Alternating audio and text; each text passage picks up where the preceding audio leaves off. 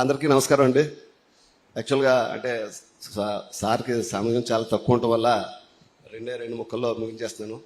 యాక్చువల్గా బాబు గారు సీఎం అవటం వల్ల కృష్ణా గుంటూరు జిల్లాల ఆస్తులు ఎంతవరకు పెరిగినాయి అంటే నా వరకు ఒక 100 కోట్లు పెరిగిందండి. అంటే మిగిలిన వాళ్ళకి అందరికీ ఎంత పెరిగిందో చూడండి.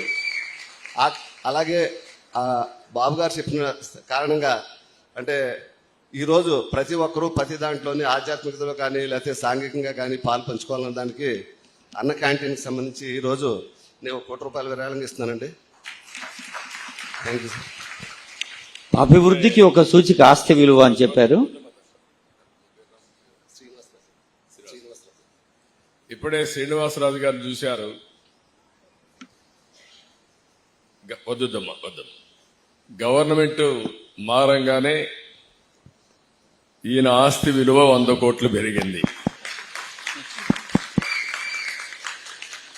ఆయన్ని మనస్ఫూర్తిగా అభినందిస్తున్నా. ఇసుక ఇప్పుడు ఇక్కడే మీరు చూస్తే హరే రామ మూవ్మెంట్ కోసం ఈ టెంపుల్ కోసం ₹1 కోటి డొనేట్ చేశారు. అంటే ఇక్కడ మనం గుర్తుపెట్టుకోవాల్సింది, రాష్ట్రంలో ఉండే ప్రజలందరూ గుర్తుపెట్టుకోవాలి, అభివృద్ధి చేస్తే సంపద పెరుగుతుంది. ఇంకా నేను అభివృద్ధి ప్రారంభించలేదు, కానీ అభివృద్ధి చేస్తాననే నమ్మకం. రాగానే ఇక్కడ భూముల విలువ పెరిగాయి. ఇక్కడే కాదు, రాష్ట్రం అంతా భూముల విలువ పెరిగాయి. కొంతమంది ఆలోచిస్తున్నారు భూముల విలువ పెరిగితే నాకేం వస్తుందని.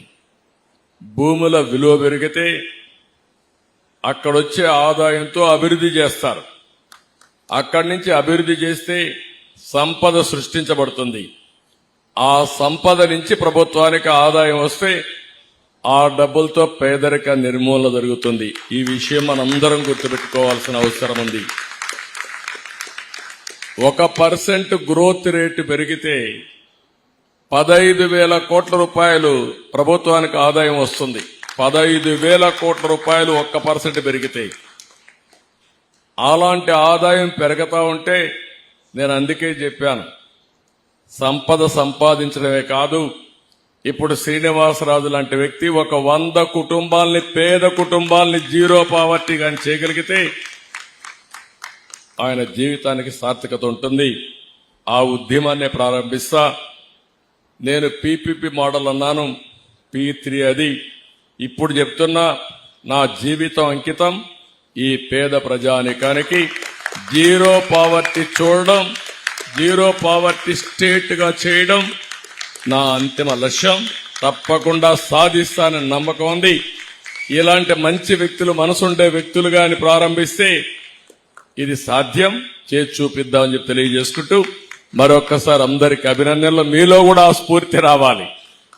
ఎక్కువ డబ్బులు సంపాదించి పిల్లలకి ఇద్దామని అనుకుంటే, అక్రమ మార్గాల్లో సంపాదించి పిల్లలకి ఇద్దాం అనుకుంటే ఆ పిల్లలు కూడా మిమ్మల్ని చూసుకోరు.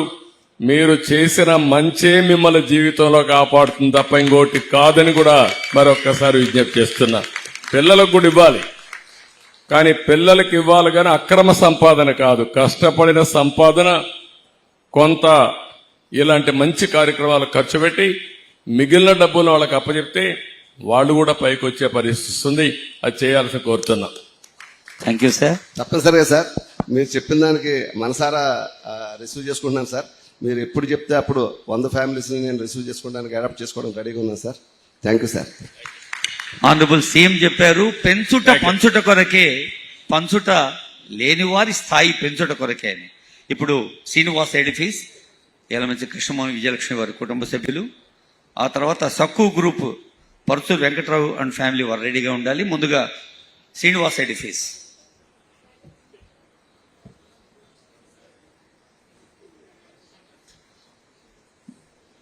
దేవాలయాలు కేవలం ఆధ్యాత్మిక నిలయాలుగానే కాకుండా సమాజానికి శాంతిని, సహనాన్ని, సమన్వయాన్ని, ప్రేమను, సౌభ్రాతృత్వాన్ని పంచే సామాజిక స్ఫూర్తి కేంద్రాలుగా ఉండాలని ఇందాక ఆనరబుల్ సీఎం చెప్పారు వారి సందేశంలో. హరే కృష్ణ మూవ్మెంట్ ఆఫ్ ఇండియాకి మరి 1,08,00,000 ఇస్తున్న శ్రీనివాస్ ఎడిఫీస్ వారి దృశ్యం అది. వారికి ధన్యవాదాలతో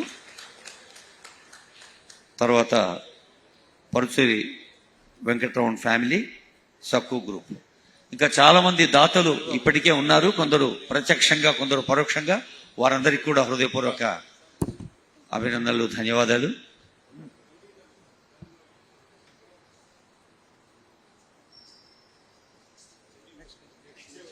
చెప్పాను. సక్కు గ్రూప్ పరుచూరు వెంకట్రావు గారు.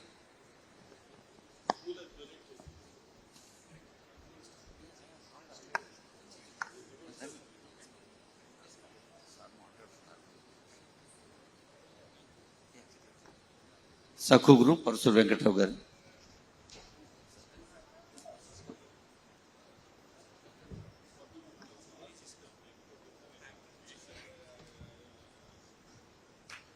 హరే కృష్ణ మూమెంట్ ఇండియా పేరిట 1 crore ఓన్లీ. అది కోటైనా పక్కన ఓన్లీ అనే అక్షరాలు రాయటం సాంకేతికంగా అవసరం. అయితే ఇందాక మరి ఆనరబుల్ సీఎం చెప్పారు, మన కుటుంబ బాధ్యత, సామాజిక బాధ్యత వారి సందేశంలో గుర్తు చేశారు.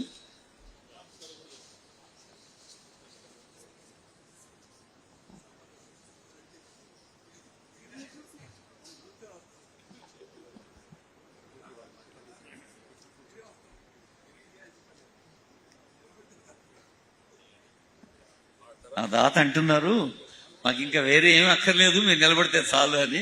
ధన్యవాదాలు. థ్యాంక్ యూ సో మచ్ అండి. మీరు రాగానే మా ఆడవాళ్ళకి చాలా ధైర్యం వచ్చింది.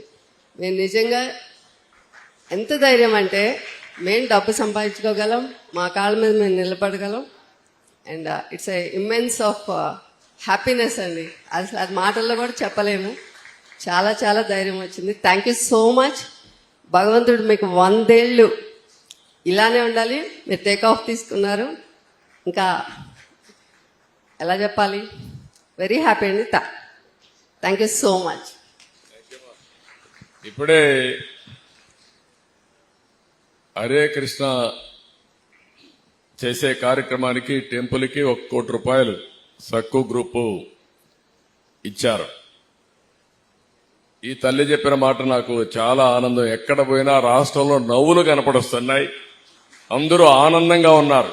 మొన్నటి వరకు నేను ఎక్కడికి పోయినా మనుషులు వచ్చినా జీవోత్సవాలుగా వచ్చేవాళ్ళు, ఈరోజు ఎక్కడికి పోయినా హుషారుగా నవ్వుతూ భాగస్వాములయ్యే పరిస్థితికి వచ్చారంటే ఒక ప్రభుత్వం కూడా మీ జీవితాల్లో ఏ విధంగా ఆనందాన్ని తేగలుగుతుంది. ఇది ఒక ఉదాహరణ మాత్రం. నిన్న మొన్న విశాఖపట్నం పోతే కూడా మాకు స్వాతంత్రం వచ్చింది, ఆనందంగా ఉన్నాం అనే పరిస్థితికి వచ్చారు. వారు అదే అంటున్నారు, మేము వ్యాపారం మొత్తం చేస్తున్నాం, వేరే దేశాల్లో కూడా చేస్తున్నాం, ఇక్కడ పుట్టాం, డబ్బులు సంపాదిస్తున్న పరిస్థితికి వచ్చారు. మనస్ఫూర్తిగా అభినందనలు. భవిష్యత్తులో తెలుగు వాళ్ళు ఆలోచించాల్సింది మనం ఆంధ్రప్రదేశ్కి పరిమితం కాదు, ప్రపంచంలో గ్లోబల్ సిటిజన్సే కాకుండా గ్లోబల్ లీడర్స్ గా ఆలోచించి మనం ముందుకు పోవాల్సిన అవసరం ఉంది. నడిపిద్దాం, సంపద సృష్టిద్దాం, ఆ సంపద మళ్ళా పేదవాళ్లకు పంచుదాం, వాళ్ళను కూడా అభివృద్ధి చేద్దాం అని తెలియజేసుకుంటూ అందరికీ నమస్కారాలు. థ్యాంక్ యూ, ధన్యవాదాలు.